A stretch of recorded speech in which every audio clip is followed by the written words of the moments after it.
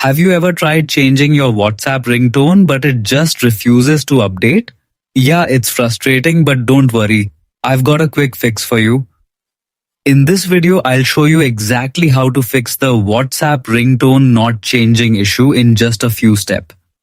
First of all, open your WhatsApp application.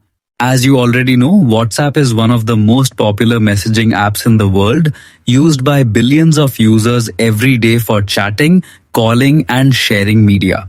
Once you are inside the app, look at the top right corner of your screen. You will see the three-dot more icon. Tap on it and from the drop-down menu, select Settings.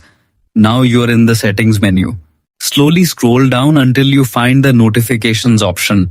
Tap on it to open notification settings. Inside the notifications page, scroll again until you locate the call section.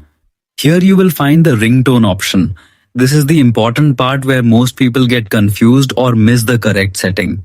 Tap on the ringtone option and now you will see a list of all available WhatsApp ringtones.